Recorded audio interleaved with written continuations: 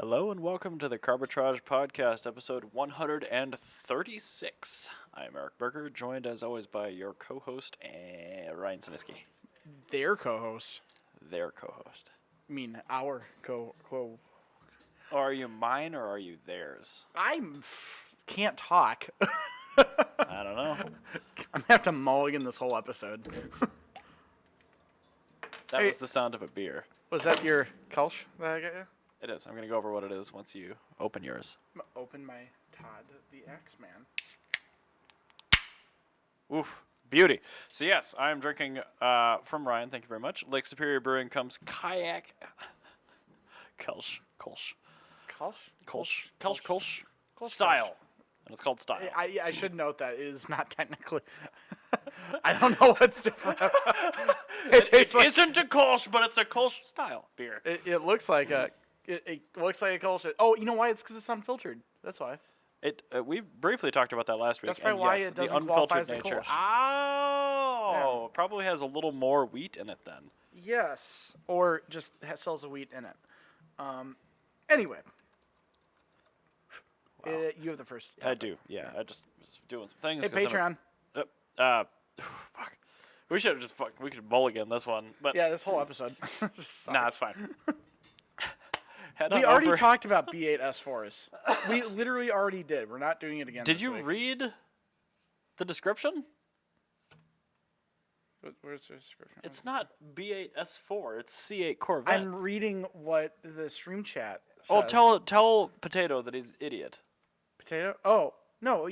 He should just listen to the last episode. Yeah, go back and pay attention. Go back like 15 minutes and pay attention. Like we talked Are we about talking about B8 S4s yet? We already discussed it. We already talked about the 335 being better. We talked about the weird flywheel, and we talked about the sunroof drains roasting BCMs. Yeah, that's exactly the Don't B8 buy S4, one. It is technically better, but it's worse if you actually want to own it. Like, yeah, cool. Anyway. If you're trying to play Forza Motorsport, it's a great car. Until the car you have in your garage in Forza gets in a rainstorm once, and then you have a faulty BCM. Fun fact. Oh no. Actually, this was like one of like a handful of times I've actually driven an Audi in Forza, but the game crashed completely inadvertently during a rainstorm when it was driving an Audi S4 in Forza. How? Like, it's just, there was an error and the game like froze up and crashed. But it was driving an Audi in a rainstorm when that happened. It didn't know how to cope with the coded BCM. Yeah, it probably braking. yeah. Talk about how 335s break down a lot. They don't. N54 ones need regular maintenance, which their owners don't give them, but they're better. Talk about a mid-sized car that could comfortably seat the most cats. That's actually a good question. Actually is we're going to use that as a Patreon. Patreon.com/Carbitrage. Head on over there. Check out the 2 levels of open-ended support we do have for you. And we now have a new Patreon topic as of literally right this very second. Well, yeah, he's not even a Patreon. Yes, he is. Because you have to be a Patreon to be able to do this, and he's obviously a Patreon. So what mid-sized car currently on sale today could hold the most cats? Comfortably. For you and the cats, because the cat's comfort matters too. Yes. So what we're going to be looking for is something that a cat's going to enjoy. It's probably going to want a commanding view. But not a crossover. A commanding view, not of the road, but of the cabin. Okay, all right. So you're going to want something that's got a little bit of a raised up back seat, probably. Okay. A good-sized parcel shelf so they can lay in the sun. Yeah. So what we're looking for is a mid-sized sedan that's got a relatively high rear deck height. Okay. And is comfortable with a slanted back window so the cat can fit, as many cats can fit up in the luggage area and be How many comfy. cats? Well, I don't know. It depends on the car. So I guess That's what answer. What I am thinking here would probably be, I'm thinking a Kia Optima, like a really well spec'd out one. Because they have the leather seats in it. They don't tint their windows. The rear seat does sit higher than the front seats. And you're going to have a lot of space for that slanted back window. We're going to have a lot of glass so a lot of cats can lay in the sun. Yeah, but the angle is so steep. Well, they never said the size of the cat. Well, okay. Small cats and then big cats. So you say, what is it, a Kia? Kia Optima. 2020. I just want to pull up a picture for our stream viewers here so they can see what we're talking about. I think that would be a good cat car. And it's also a good car because you can get it with a manual or with a turbo.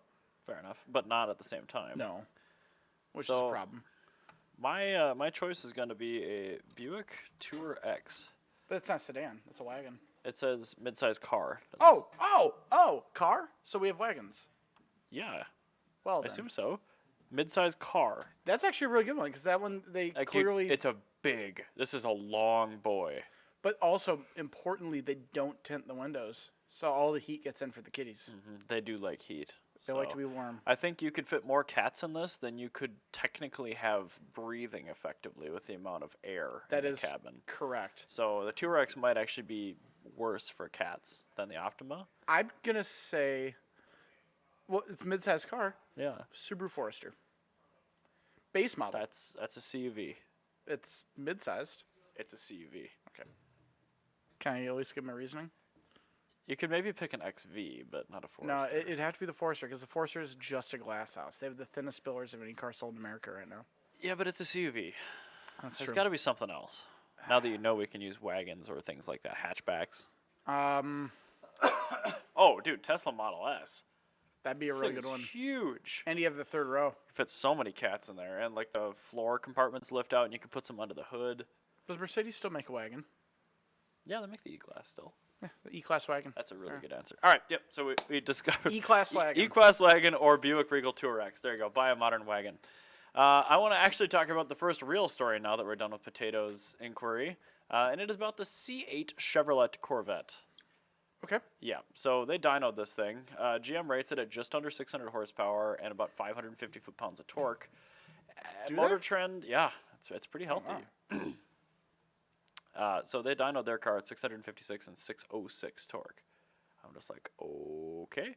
I don't know. I mean, I don't know. I think it was a dyno jet. I don't think it was a SuperTech, and I don't know what kind of corrections they had or anything like that. But if you account for it's a loss of pre-production. power... Right, so that's what they're saying, and that's what they're doing. Can we get rid of this ad? They're It's driving me calculating. insane. They're calculating crank horsepower. So that's kind of a stupid way to do it. I can't remember what it actually made to the tire. Looks like 495, 470 to the tire, and then they're factoring in a 15% loss, which is probably right. That's what their claim is. But the math reveals that it is closer to 558, right up there. It makes up 500. I actually read this article from a different publication, but yeah, 558. Oh right, they yeah, said because this is factory rating here. This is what they popped up with the correction. Yeah, or is that so the actual at the wheels? no, that's actually what it was. Okay, so the 600 horsepower. This was the corrected crank then. Corrected crank. GM said it makes 495 to the wheel. Right, but that's an SAE horsepower measurement. But that's what GM said makes 495 to the wheel. When it was tested, it made 558 to the wheel. Right, but that's on a dyno jet in some schmo's shop. It's not an SAE test. They're different. There's no different. There is. Well, no, I mean, those are the numbers of what it was. Right. It's There's no additional. It's two different brands of apples compared But to one it's another. it's basically saying that the car did test. That's also like way outside of the realm of error. That car makes a hell of a lot more power than Right, GM but it's says. a different testing method. So it's like saying that your car made way different power on a dyno jet and a SuperTech because they're both dynamometers. All right, well, no, this is the thing. The car consistently, regardless of how you look at it, makes more power than GM I'm not specified. disputing that it makes It's more just power. the numbers, and than it's that's quoted. if you actually read the article. I'm not this gonna one. do that. I I know, don't read. but I'm saying if you're reading this article, because I did read this article, it so sounds we had boring. 2 weeks between. Yeah, it's boring though. But I know, but I'm telling you what I did, so you don't have to. I don't want to do that. And what I did was read it, and it says that 495 Uh-huh. is a hell of a lot lower than 15% lower than 558. So 15% is what the realm of That's any sort drivetrain of loss, error. yeah. That's the realm of error that they had. And so 490. No, this is the drivetrain loss that they're talking about. Okay, whatever. Fuck it. But it's still that's pretty low for drivetrain loss on an automatic transmission with 10 speeds. That's true. So I mean even their calculations may be conservative. I see here in our notes that internet rattling ensues, and you have now done that. So I'm gonna move on. Fine. So, the Honda Urban EV. Oh, the poor car that's awesome and we're not getting. You know, you know why we like it so much? Yeah, because it's cute and it's good. It was originally planned to come here. I still disagree with that. No, it was Before it was even a concept, it was. No, when they were it was late in the production process. So You within said it was 3 years ago. 3 years ago that's once at that point you're coming up with trim levels and you're doing safety testing. But what I'm illustrating is, general public didn't even see a concept car until a year ago. But yeah, the development process of a vehicle takes about 10 years. Right, I understand that. So, but like 3 years ago, that's pretty much done. But they weren't showing it to any like large group of American buyers. Well, that's the thing, is they decided to axe it before they showed it to us because they're like, Americans aren't going to want this. That I understand and accept. Yeah. Now, this is the thing. Still dumb. It's super dumb. I agree. However, they decided not to give it to us, but given the amount of good PR that this has received from the American press and the American people, I should say, like Instagram posts about Carbitrage. people. Yeah, but I mean not just us. I mean like people outside of us. Well, that's kind of weird. And that's exactly kind of like this is exactly what we're trying to represent is the everyman car enthusiast and how we view vehicles. But Avant-garde. yeah, what's the positive reception is Honda's rethinking not giving it to us. I mean, obviously it's so far past. This is the production ready version right here. Right. But the post facelift that they do 2 years in, they might give it to us. That'd be cool. I would be Especially very if into we'll that. get a bigger battery and stuff at that point. Well, it's like I actually commented on this Dropnik post and I said, when this car goes on sale is about the time I'd be looking at potentially purchasing my first new car if I wanted to do that. Mm-hmm. And this is really the only car that was on sale that I was considering. It was either be this or a Corolla XSE. A Mirage. Or a Mirage, yeah. I want a small hatchback that's fun. So Right. those are the three Your cars options I are have. limited, yes. Yeah. And so, yeah, those are my three options. And I said, like, I would totally buy this. But now at this point, I'm going to be looking either a Mirage or a Corolla XSE. Like, I'm not going to be buying a Honda because I really don't want a Civic because that's an Accord wagon. And the fit they're not giving to us. So and it would have been even better because Honda is fully eligible for the federal tax credit. Yeah, it would have been great. Yep. So, anyway, hopefully after this mid-cycle update, they'll give it to us. That's our example of Honda, with the Type R and everything. Like, they've got no clue what Americans want. And when Americans say they want focus something, groups. when Americans say they want something, they go, you don't really want that. And the reason is, I think this is actually 100% the reason, because I know Honda's really, really timid about doing this stuff because of this. Mugen in America. Yeah. So Is Mugen, that is still an outside of Honda entity, or did Honda buy it? It's weird. Okay. It is technically owned by Honda, but they operate completely separately. Okay. It's kind of like AMG 10 years ago. They were owned by Mercedes, but they still made all their own stuff. 20 or 30 years ago. Well, no, when they were still owned by Mercedes, but like they have their Yeah. complete autonomy. Mercedes bought them in 94, I think. Yeah, but like they have Mugen Bless you. has almost complete autonomy at this point. So like But they AMG is that's fully intertwined. I think from Yeah. the get go when Mercedes bought them. But anyway, so with Mugen, it's a separate company.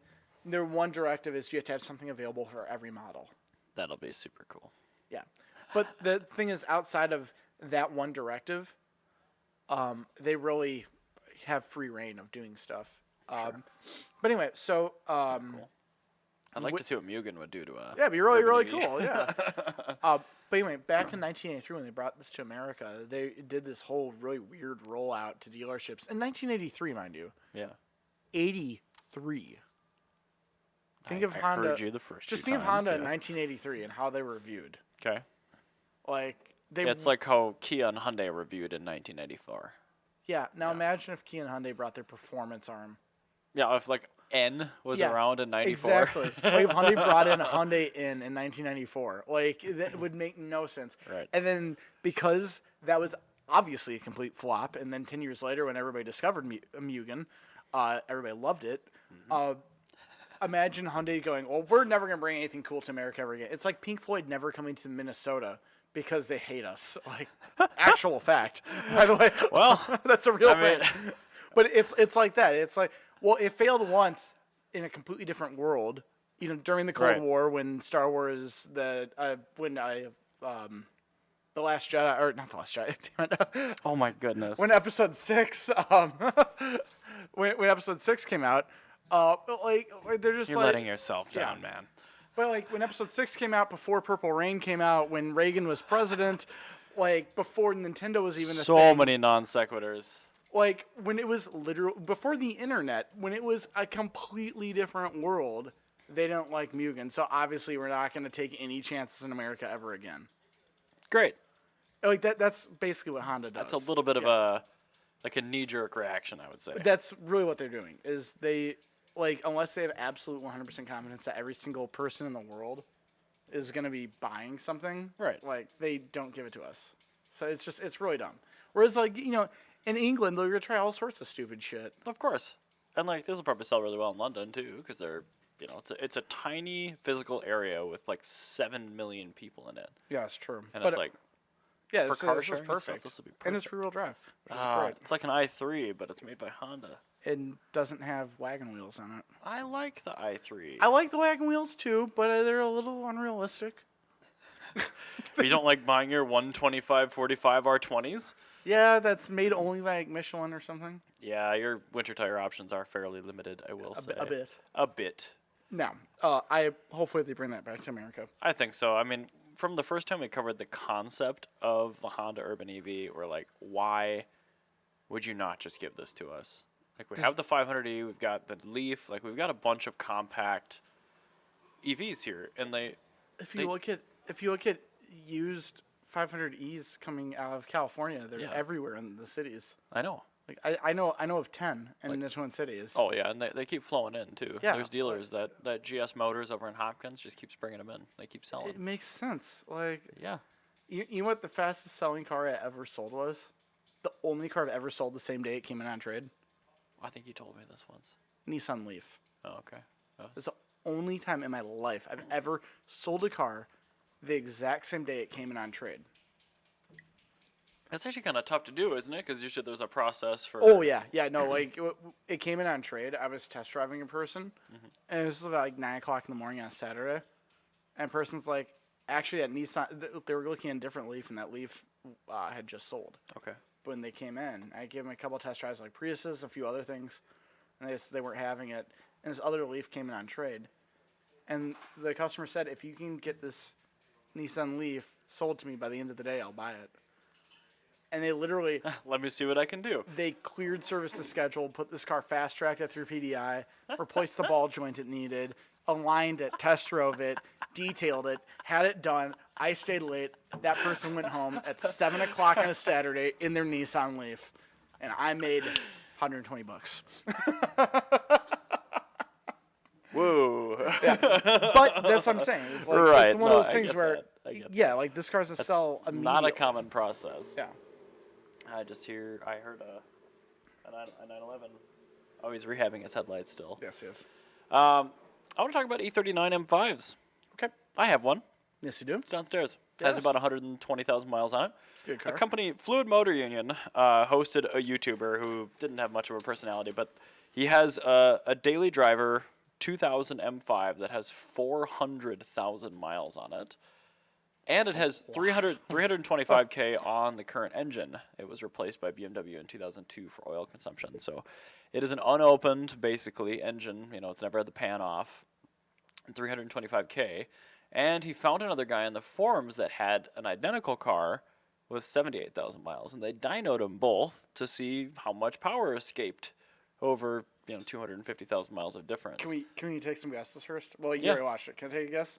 Yeah. So it's how many miles is it different? It's basically 400,000 miles. 400K on the chassis, 325K on the engine versus 78 all. So it's 250,000 miles of difference. Close rounding. Yeah, it's about 250. Yep, on the engines, yes. And how much horsepower do they make factory? Do you want the wheel number or sure. 309 at the tire? 309. Let me go with 240 For the high miler? for the high miler. Yep.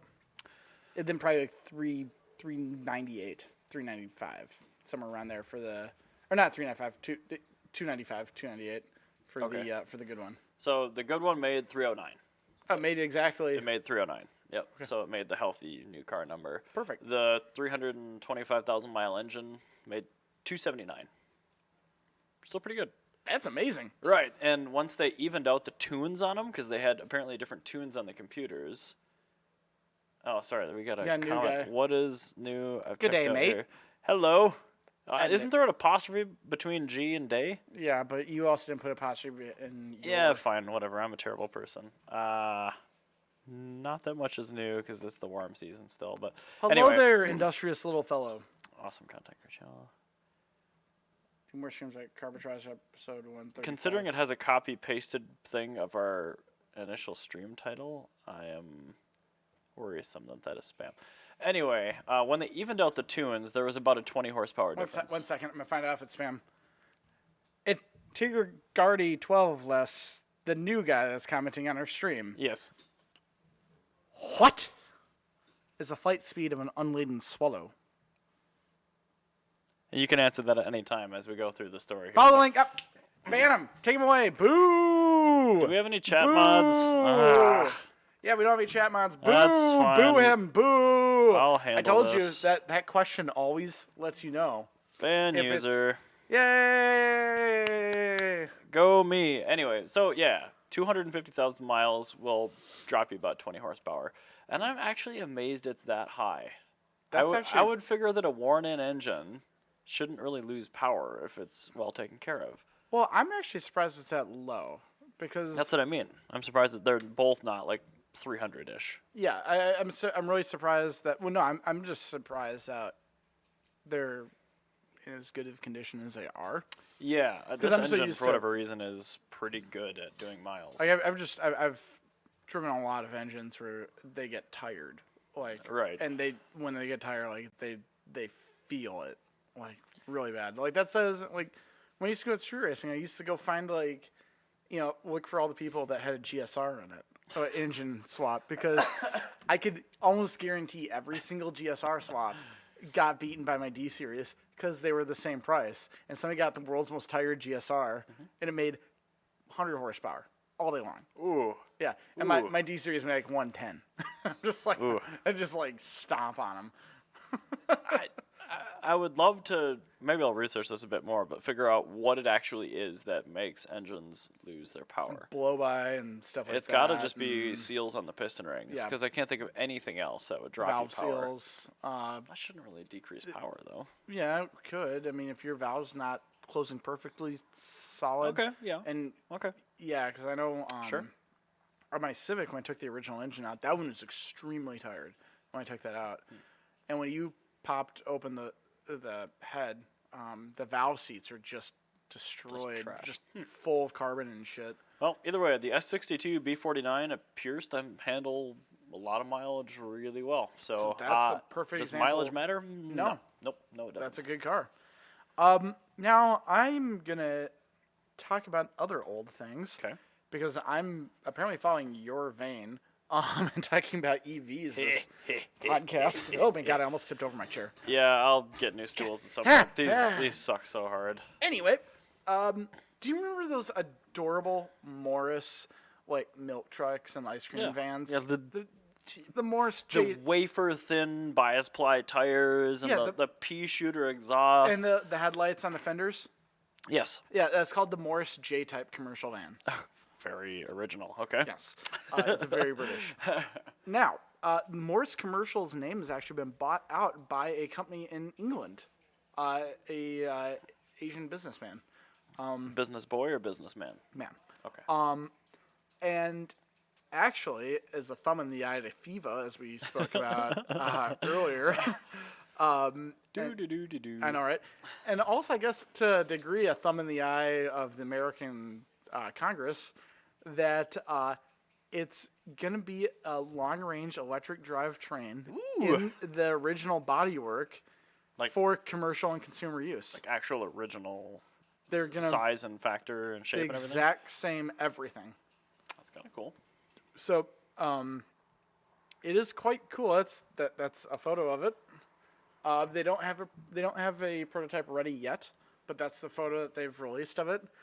They don't have any pricing on it or anything, but it's a battery electric vehicle, and it's going to be used for inner city delivery vans, which is exactly what that was originally used for. I think Hyman should make a That'd be a great recreational vehicle out of that. It's also going to be a hell of a lot faster because the original one had a 1.5 liter side valve 4-cylinder. Yep, it was basically the bigger version of the Mini engine. Yeah, that's what it was. Yeah. It was not good. No, it was worse than It Mini. was very good. The Mini was overhead. It was overhead valve. It was overhead valve. It was Really? overhead valve. I really thought those were side valve. It was all push the rod. Austin engines. It was yeah, a push rod. Yeah. The Mini was overhead valve. That's what Yeah. made the Mini so cool. But no, like the Austins and stuff from the 50s, those were side valve, and somehow they managed to make a side valve unreliable. I don't get it. But yeah, so I think this is actually the perfect example of how to use EVs in classic bodies. Is you don't use it as a preservation thing. You use that as the same thing as the original purpose, but now it's electric. So this is a perfect inner city vehicle. It's the size of it's about the size Pretty of tiny. It's probably the size of a like Tahoe. No, gotta be smaller than that. These things are super tiny. I bet it's the size of a modern Rav4 or something like that. Maybe a little longer. Well, maybe not a Tahoe, but like a Highlander. Yeah. A bit bigger than a Rav4, not quite truck sized.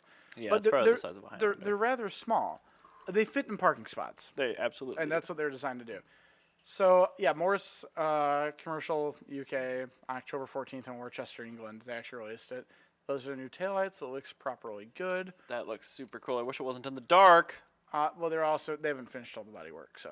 Well, just look at an original one then. Yeah. I was looking for a number of kilowatt hours and power and things like that, but it probably doesn't matter. Don't have all the specifics down because they're still sorting out their manufacturers for engines and everything, or motors rather, and how their whole drivetrains will be laid out. But they are officially doing it, and it's gonna be really, really cool. I'm really, really excited for that. I think commercial vehicles are the perfect application. Yeah, and I think that this is a really good van because I mean it's gonna be a really good commercial vehicle. It's gonna be I think that this form factor could probably make our first overland EV vans. I want Mahindra to take notes for our postal contract. Yes, I know, right? I really want Imagine Mahindra. how cool it'd be if there were like 50s looking Morris vans running around for mail. I'm sure Mahindra's got some sort of weird like production thing like they did with Roxor. Where they're just like they still make the CJ2A. Yep. They probably still make like some sort of cute, adorable. We found British it was actually vehicle. cheaper to buy all the tooling for these cars and update them. I know, right? Cool. But yeah, no, this is a really cool vehicle. I'm excited, and it's a really exciting time to be with EVs. I can't get over how excited I am, and the fact that they say for consumer use as well. It's so cute. Huge. Not just commercial. It's like a better Transit Connect. It really is. That's what the Transit Connect wants to be. I love it. I'm really, really happy about it. I mean, it's electric, so obviously I'm pretty jazzed about it too. Anyway, so I'll let's talk move on. about new takes on old formulas. I want to talk about the GR Supra. I'm sorry, I was slurping my beer. Okay, I don't know what that has to do with the poor GR Supra, but from the get-go, people have been, oh, nice Z4. I'm like, no 2J, no care. Ooh, B58, no shit. But I hope that this puts a sock in the J-Series fanboy's mouth. Because No, it won't. if it doesn't, hopefully soon. Because a GR Supra with nothing but E85, a downpipe, and a tune, and a set of drag rails, got into the 9s. That's fine. So this is the thing, though. Do you know how much you have to do to a Gen 4 Supra to get it into the 9s? Way more, but I get that, and I do appreciate that. And don't get me wrong, I appreciate the Mark V Supra as it is. It's just not a Supra Because it doesn't have a manual. or a backseat. That's true. Yeah, it's the LC with this powertrain would But have been more cool. more importantly, it's the fact that the 2JZ was completely idiot-proofed, cheap, and durable. Cheap is in that you can get it in the IS300 for very little money. It's absolutely idiot-proof because even if you do manage to... The IS300 costs more than a 340i. Even adjusted. There's No, I mean like used. That's why people love it because they're readily available, very cheap. Yeah, so are B58s though. But this is the thing: is the B58 non-interference?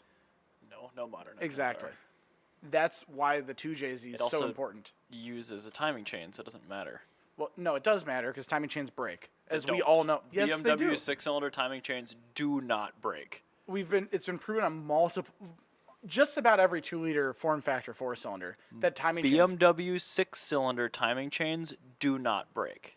When some dumbass that's used to a non-interference engine gets their hands on I don't know how it's they're possible, gonna break Ryan. it. They but will break it. These engines are idiot-proof. No, this is the thing. It is in fact a interference engine. Doesn't matter. It's got a timing chain, not But a timing it's belt. still so if that timing chain's Right. overstressed On and the they put it together Supra, wrong. the Mark IV, it was important because it was a timing belt. Well, no, the thing is, this is the issue. If somebody takes off the cylinder head Yeah.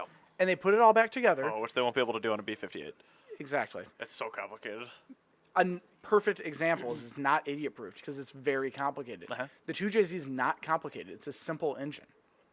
Is the B58 technically speaking a better engine? Yeah, totally. Maybe. I don't know. But is the M117 a better engine than a small block Chevy? No. By form factor, is it? Well, it's got single overhead cams, which means it's cooler. Does it have a timing chain? It does. Yes. Is that timing chain easy to service? No. This is exactly what I'm talking about. This is the M117 versus the small block Chevy. They're both the M117. It's the same idea in that the M117. I bet if that had the same aftermarket the small block Chevy had, it would have been a better engine. It just doesn't. So this is the thing with the 2JZ. That's pretty far-fetched, But no, with the 2JZ, being able to put a cylinder head on, take the cylinder head off, put cams on, do a valve job, put it all together, and not have to pay somebody to do it for you. It has nothing to do with the interference. It has to do with Valvetronic. It's Taking a head off and putting it back on just as easy on a B58 as it is on a 2J. and you're not gonna be able to do the. But this is the thing: if you put a 2J on and you fuck up the timing, you're not gonna blow up the whole engine. Right. So but then you suck it up and you take it to a shop and they do it for you. people that can afford Supras Mark 4 and 5, new or used, aren't. If they're that dumb, they deserve to break it in either case. But this is the thing: the 2JZ didn't get it from just those. Didn't get its name from just those people. The 2JZ was in a lot more than just a Supra, and these were also more affordable platforms. And it's the idiots that made this engine what it is. But it's the same thing with the BMW Turbo Straight 6. It's That's in a lot of it's- affordable platforms too. But that's the thing is, it's not as simple. It's the simplicity of the 2JZ. But it's just as durable is what I'm getting at. But it's the simplicity of the 2JZ, and that's kind of what the thing that you're missing here It is. isn't. It's the durability. Well, no, it's the. The whole thing with the 2J is how much power it can make. Nobody tells you about non-interference. No, it makes a shitload of power, but Yeah. there's so many engines that make a shitload. The Honda K series makes a shitload of power. The H series makes a shitload of power. Kinda, There's but it's like a plenty of- stock block that what- can take that much power. But there's plenty of engines in the world that can make a shitload At of power. the time of the 2J, there weren't. Even today, there's still. But this is the thing with the 2J. The reason it's such an enduring engine. That's because it is- weighs 900 pounds. No, the reason it's such an enduring engine That is actually is the why. simplicity of it. It's the fact that it's a It's non-interference. super overbuilt. And it's stuff like that. It's the non-interference. It's the ease of maintenance. You can actually work on it yourself. That's why people like it. It's because the block can take 2,000 horsepower. And you can work on it yourself. It's only because It's of its power literally handling the potential. fucking fact that No. you can work on it yourself. It's That's power the whole, potential. No, that's the whole point of classic Japanese cars. The 2J, the only reason that thing is so popular is because it can take 800 horsepower in stock internals. That's why it got popular and the originally. block doesn't shatter at And- 2,000 well, no, horsepower. And I understand that. That's why it got popular at first. Why it's enduring, though, why it's maintaining its popularity over time. Because it's reliable. No, it's because you can work on it. I disagree. No, because there's plenty of. You know what else is a reliable engine? Is a Datsun L28. That's an engine you can make 300 horsepower on, all motor, reliably. But to be able You to can't do that, put you 4 can't. times the stock power through it with no You're hard not. mods. You're not listening, Burger. It's because you're not making a good point. You're closing your mind. And you're being a fucking And idiot you're right doing now. non sequiturs. No. Yes. What I'm saying is that there's the reason this engine is popular is that you can fuck up working on it and be fine That is not. Unlike it's a really other good engines. quality. It is not why it's popular. That's why it's enduring, though. I disagree. No, that is why It's it's still enduring. the That's power literally potential. that's literally why. You come from a world of BMWs where people can afford. If you have the money for a BMW, you're usually smarter. If you have the money, E36s, I don't know. which is why they put LSs into them. If you have the money for like a really clapped out GS 300, and that you're putting your McDonald's paychecks together Yeah. to be able to buy an eBay turbo kit to throw onto that, Sure. you're probably a big fucking idiot. Yeah, but keep in But mind this that is the idiots thing. turbo 2Js and SCs and ISs all the time. Idiots also turbo M52s. But this is the thing, is that's why the M52 isn't as well known as the 2J. No, it's because it's weaker and it's more expensive. But the thing is, the 2J is the M52. That wasn't the one we're talking about. We're talking about the B52. But it's like the predecessor. Yeah, right? the predecessor. Yeah. Sorry, I was incorrect on that. But no, the thing is, with the 2JZ engine, the reason that is because it's idiot proof for those people that can get into them really cheap. I say we're picking your topic. Well, no, I want to get to the bottom of this. Like, It's because the stock internal bottom end is extremely durable. Listen, all I'm saying is that this engine's good, Yeah. but in the defense of the 2JZ fanboys, I get where they're coming from. I do because too, it for is different reasons. No, I get where they're coming from because it is a car that you can fuck up working on. That's why it is retained its viability in the world. It may be a factor, but 2Js are also pretty ubiquitous. At least, in the bottom ends are all the same between the GE and GTE, basically. Yeah. Very similar. I know the rods and things like that are different. IS 300's pretty shitty. You really can't like take a 2JZ GE bottom end to make anywhere near GTE power. They'll blow up. Especially out of an IS. Like out of an SC, you can still make 700 horse on an NA one, but the engines themselves are not inexpensive, which is a little strange because I think it's just because they're so ubiquitous in swaps. I think that is odd. Now, I think it's just because the market's taken up and they're put into different platforms. Whereas like a BMW engine, you beef up your BMW with another engine. well, maybe. see, I think this is where the 2JZ in its popularity. This is where we're gonna, I think, agree a lot on this. Is that it does have Corey, go home. Isn't even a great motor from a labor perspective. Oh, fuck off, beef whiskers. Anyway, the 2J is a good engine, but it's really heavy. it's super heavy. You're right, but I think the reason why it got popular was because of the name. It can take the power. It can take the power. It got known for that. But I think the reason why a lot of people go to that and they go, as opposed to the 1UZ, which is right next to it, a hell of a lot cheaper. It is, but I mean, you have the instability of the firing order having bigger counterweights. It's an aluminum block. I mean, you can't just take a 1UZ and make 1,000 horsepower in the bottom end. Can actually, you have to get 91 to 94 because they overbuilt it to beat the 6-bolt, whatever. Mercedes. Yeah, you can make 700 horse on it, but 9's actually they ran out of fuel before they ran out of bottom end. there are okay. The 1UZ is actually every bit as good as a JZ. I've been just from like all the research. It must be like the D series transmissions where they overbuilt them to deal with idiots. Yeah. No, they overbuilt it because they had to compete with BMW. Oh, what's this? Oh, I thought somebody said something, but no, they overbuilt it to deal with not BMW. I'm sorry, Mercedes, who is clearing odometers. There's some goods, right? Well, yeah. I mean, stock M103 you can make that kind of power level too, which is. That was cost be damned engineering, and that's what the 2J and the 1UZ were both born out of. Yep. They were born out of Lexus when it was coming to be. Like, these engines couldn't fail. And I think that with the 1UZ,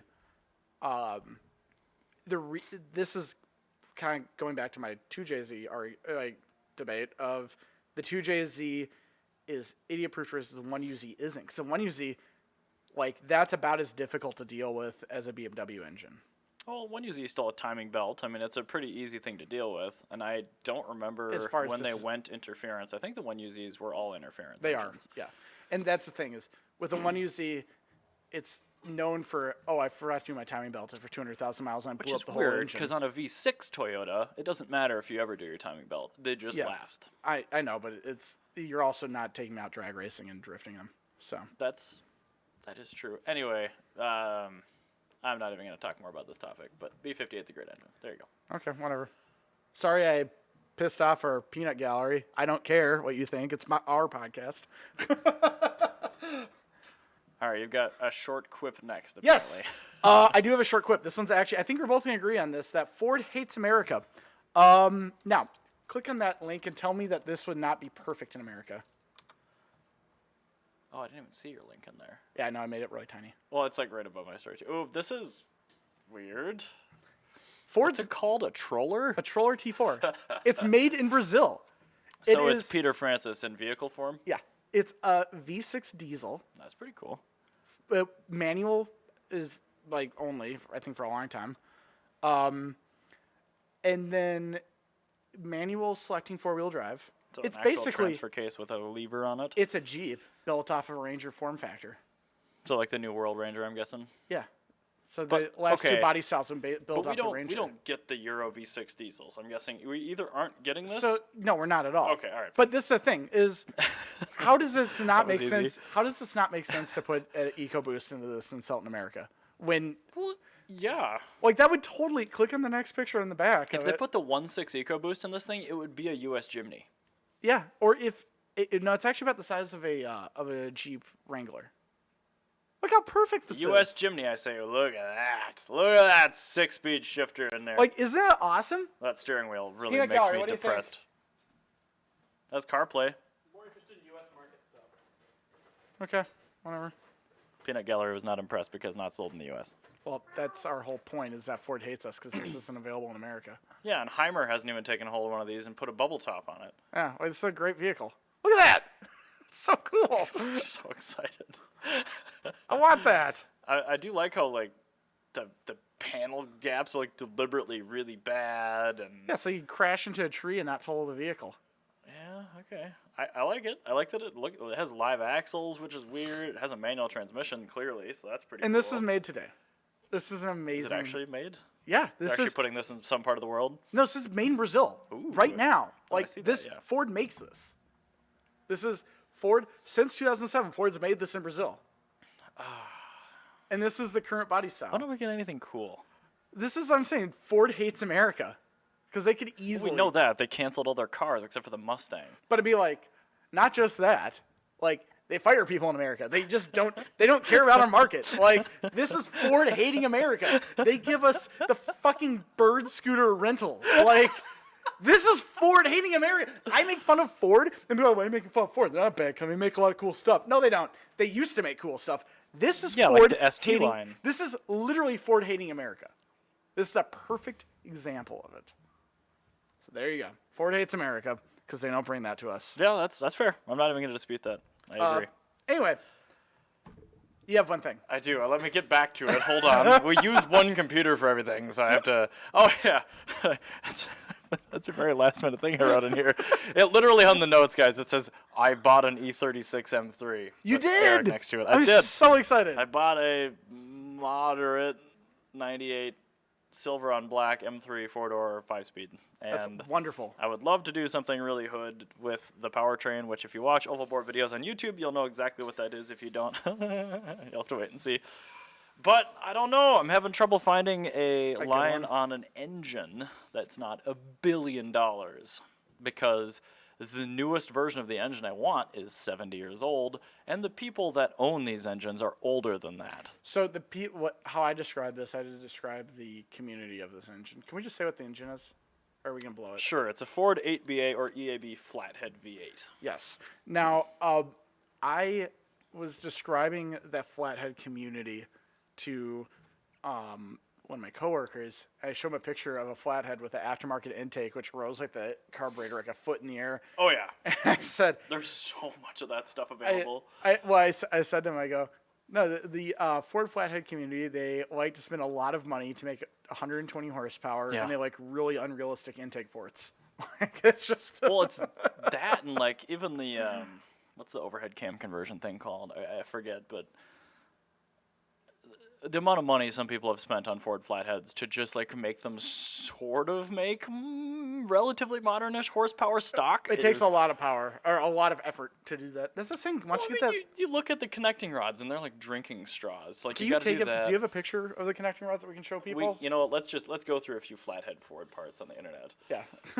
Ford flathead connecting rod. They are that's actually pretty. There we go. That's the image I'm looking for. These are factory Ford flathead connecting rods. That's how they look after you drive them basically for 10 minutes. after you drive them a little bit. I mean, keep in mind this is. Oh wow! Actually, they apparently spun this pretty quick. The factory red line on this engine's 3,600 RPM. They were on a 3-main bearing V8. They apparently ran it to 6,500 RPM. So again, 3-main bearing. That means you have a front crank seal, the bearing behind that, the rear crank seal, the bearing behind that, and then in between the two banks of cylinders, you have one dead in the center. And that's mainly there for thrust. So for most vehicles, on most vehicles, Most V8s have 5. you have one that goes in between each cylinder. You have, Well, each pair. well, you have, yeah, or I'm just inline 4, just to simplify it. Right. Yeah. You have your front bearing, you have your pair of pistons or whatever, your piston. You have another main, and then you have pistons, main, pistons, main, pistons, main, rear. It's kind of an every However other you type want, of deal. yeah. Like this has got bearing, 4 cylinders, bearing, 4 cylinders, bearing. I'm like, oh, okay. So you can get crank girdles for these things, and that really, really helps a lot, like billet main caps and things like that. That's cool. Apparently, these are actually pretty good. I don't know if they're forged or anything like that, but just look how dinky they are. And it's a 7-inch. Anything would be better than that. It's a 7-inch rod too. Like it's a big boy. Oh. Yeah. And You stick your arm out like this and try to hit it from the side and not move it. Like, that's basically what you're doing. pretty much. Yeah. And the pistons are pretty heavy, but they are aluminum, which is cool. It didn't use like iron pistons or anything like that. That's actually, yeah, a necessity. You put an iron piston on that, it'll bend immediately. And that's why I want an 8BA or an EAB, which are engine codes. Yeah. They're 48 to 53, so they're the last Ford. They put in flatheads. like reasonable. They were in a lot of like trucks and stuff too, but they have the beefiest connecting rods because like here's an early rod on the left, Yeah. and here's a late rod on the right, significantly stronger. I mean, That this is early probably in a rod is 60. a string. Well, they made 60 horsepower. Like they weren't great, but the later engines made like 150 horse. Wow. Stock.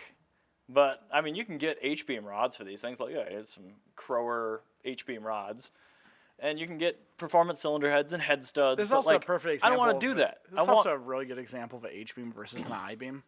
Mm-hmm. Yeah, because if you click on this, Well, it's because it's like 7 feet long. that's an H-beam. Now, if you click on those factory ones, that's an I-beam. Yep, there you go. You want the H-beam. If you're looking at the opening for the big end and you see 2 grooves, it's an I-beam. If you see a flat surface, it's an H-beam. Yes. There you go. But they're really weak, and I don't want it to make power because it won't.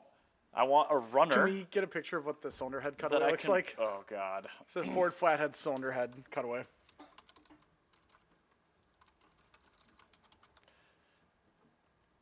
Oh, lame. Oh yeah, there's nothing on the cylinder heads because it's all in the black. Right. I want to see one upside down though.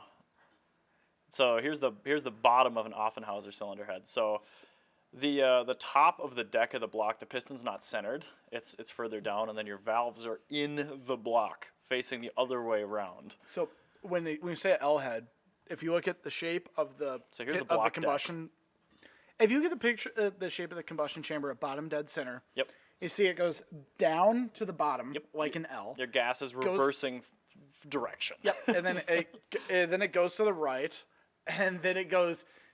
This is actually kind of fancy. It's a serif L, and it dips down a little bit for the valves. So anyway, it's awful. It is really awful. I really like design. flathead engines because they sound so wet. Oh, they're just they're the worst. And actually, there was a overhead valve, an 8-valve. Yeah, I forget what the brand was though. Ardun. Ardun, ARDUN. They made it. There was the only 8V V8 cylinder head ever made. I think I can say it with confidence. Well, yeah, because it didn't need the other valves because they were still. One valve is in the intake, and then the other valve was going down. And then I guess to do that, I don't know how you would seal up the factory exhaust. Sorry guys, that was probably really loud. But this is what a flathead 8BA sounds like. Can we hear it through our headphones? No. Damn it. I know, but trust me, they're hearing the wettest V8 noise that you've ever heard. Yeah.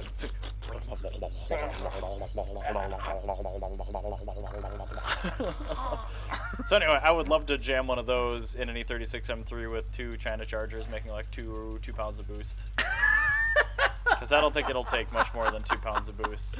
I just explained that to some of my coworkers. I'm like, it's so stupid. Everyone puts LSs in these cars, and the inline 6 is a perfectly good engine. Oh, the S52 is a great engine. It's a perfectly good engine. Like it's every bit as good as an LS. Like it's why like would a you? really healthy one in my car too. People just do LS swaps in these either because they broke something that originally had an LS in it, or they just aren't inventive and they don't know anything about this BMW Because it's engine. cheap to make power with an LS, and there's $1,500 kits to just put them in an E36. Yeah. Like, none of this is easy, nor is it cheap, and it's also not powerful. It is a counter to all LS swaps. It's so great.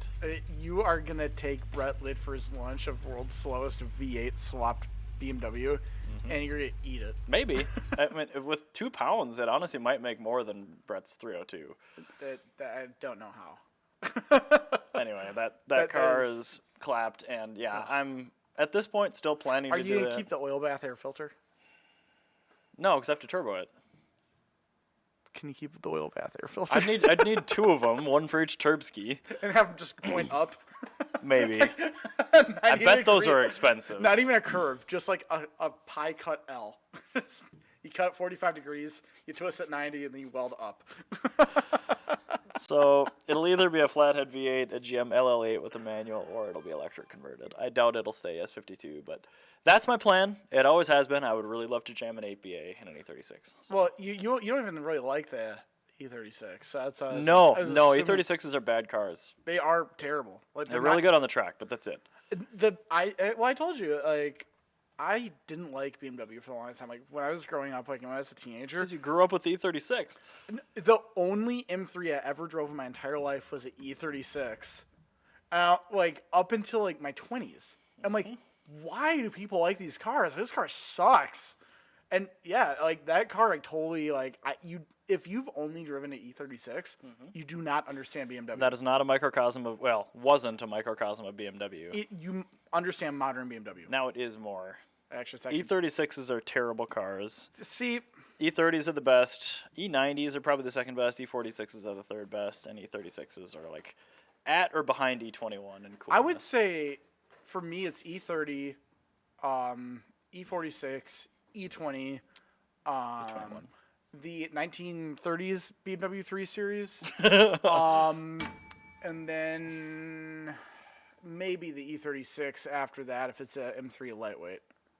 Or even like a Euro M3, it'd probably be okay. And then you have like every other vehicle, and then you have the E46 318 Ti. Oh, that's a weird car. And then after all that, you have your normal BMW E36s. That's so we're far. comparing M3s and we're putting an E46 318 Ti in it just to even it out. Yeah, like it is so far down my list. Like, if you were comparing other brands, the Lincoln LS would come up above that in my list of vehicles that I like. Yes. I see. That's not correct. Just ignore him. He's fine. E46s are maybe better than E90s just because they drive very similarly. They're cheaper. This is what I like about the more E46. Reliable. Is the E46 feels pretty close to the same as the E36. Yep. But it's a lot nicer, and it justifies. It is so much nicer. It's actually put together with fasteners that work. It justifies. No factory LS. It justifies the departure from the E30. That's what it is. That's why I unironically own an E30 M3 and an E46 M3, and I did not until very recently own an E36 M3. Well, your E36 M3 you're about to ruin, so it's fine. How can I ruin it by making it more interesting? They drive like Buicks until you push them with. Let me just close this chat so you can't see this anymore. Okay. There we go. Now we can't see what he's saying, so it's perfect. Fine. So much the better. E46 is the second best M3. They're great. It's probably the best M3. Even more than the E30. The factory engine on the E30 is not very awe-inspiring. That's true. The E30 M3 is a great car because it was the winningest thing. I've never been in a factory engine E30 M3. Every single one I've ever been in has had an inline 6. Yeah. Of sorts. I respect the S14, but I don't much care for it. That's fair. I understand that. Yep. I know exactly how you feel. Yeah. So That is me with the Toyota M series. Good for you. I'm really happy for you. I don't want any of that. Like, when it first came out, it's damn. hey, yeah, the 2000 GT, that was a great vehicle. It sure was. Everything after that just sucked. Beautiful, beautiful, beautiful. I'm sure the S14 was wonderful. It was a really good engine. It was really good in its time. In homologation trim, they're really great, but they're in its time. very expensive. Yeah, not worth it. They're reliable engines. They're good, but yeah, I don't know. They don't make no. And I'm not talking about that. It's fine. All right. Anyway, what did we the learn? last topic. What did we learn? Well, you were trying to spill the beans last time, so What did you learn? go on. I forgot. You forgot what you were gonna say? What was I gonna say? I don't remember. What was I but talking about? you started talking about something else, and it sounded really intense. Bollocks. No? Can you go over it? Ooh, yes. I learned that when things go on sale, things get spooky. Okay. Because I found what my limit is for purchasing Halloween decorations. Because I was at Target on payday looking for Halloween decorations. Oh, no. I went through the whole thing and I almost bought something that I really wanted. It was an inflatable T-Rex holding a little jack-o'-lantern bucket. That actually would be really adorable. Cute. It was really cute. Man. But this is the thing. These ghost lights that I bought were $10 because they were on sale. And the T-Rex, even though it gave me more joy, was not on sale. Oh. So and you are Jewish, so. I learned when things go on sale, things get spooky. Fair enough. And also, it's about $10. That's my limit. $5. Because there's another one.